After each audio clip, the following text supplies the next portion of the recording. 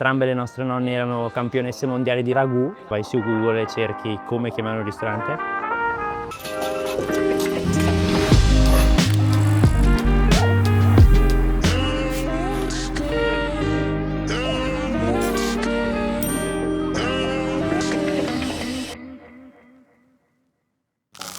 Mila, benvenuto. Non so se sai già più o meno come funziona, comunque al volo ti spiego. Questa è la dimensione delle nostre bruschette. Noi facciamo bruschette e delle alternative. E se scansioni il QR code trovi il menù. Ti lascio dare un'occhiata.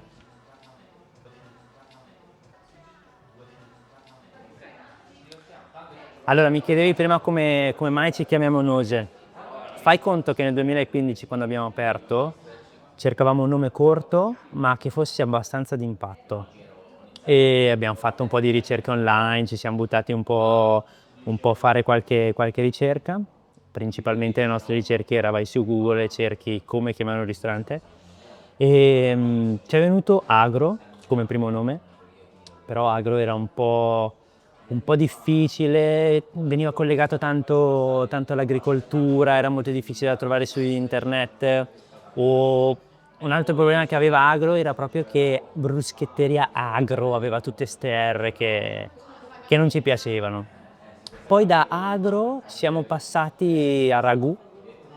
E Ragù è un altro nome che ci piaceva tantissimo, anche perché ci ricordava un po' la storia di nostra nonna, il classico ragù della nonna. Poi entrambe le nostre nonne erano campionesse mondiali di ragù e quindi ci sembrava un bel nome, però anche lì c'era il problema di bruschetteria ragù, che non suonava proprio benissimo, e poi ragù teneva fuori tutta quella parte vegetariana e si concentrava troppo sull'elemento ragù e sembravamo quasi un ristorante focalizzato sul ragù. E invece un giorno il nostro amico Salvo, il grande Salvo, andiamo a bere una birra io e mio fratello con lui e iniziamo a esporgli il problema dei nomi. In quel momento lì tutti sapevano che cercavamo il nome, quindi tutti se ne uscivano con le idee più strampalate. Però lui è stato geniale perché fa: vi chiamate Nose, entrambi siete due fratelli, tutti direbbero andiamo a mangiare da Nose, semplicemente chiamate la bruschetteria Nose. Cazzo, geniale, cioè era proprio perfetto per noi perché riuscivamo a riconoscerci in questo nome.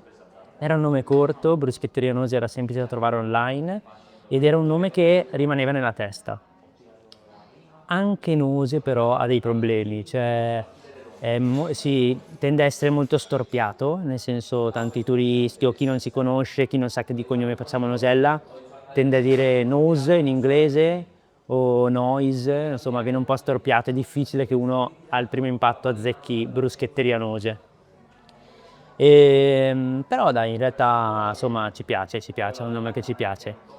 E tra l'altro, fatalità, un ragazzino un giorno, sarà passati 4-5 anni, si fa Nose, oh, nord-ovest, sud-est.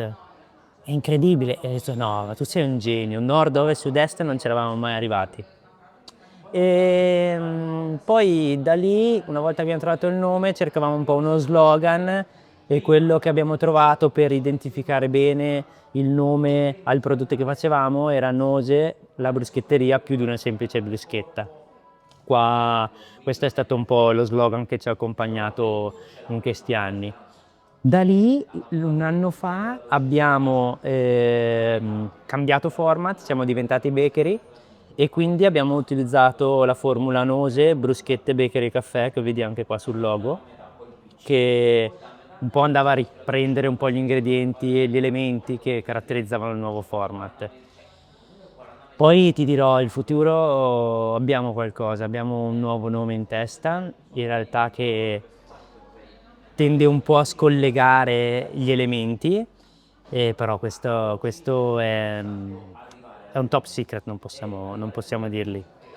Se posso dare poi dei consigli per la scelta di nome di un ristorante, forse la cosa che direi è che deve un po' caratterizzare quello che fa, quindi deve esserci una parola, un legame con il format del ristorante, in modo che la gente possa, o il cliente possa subito capire quello che si fa all'interno dello spazio e poi via di fantasia.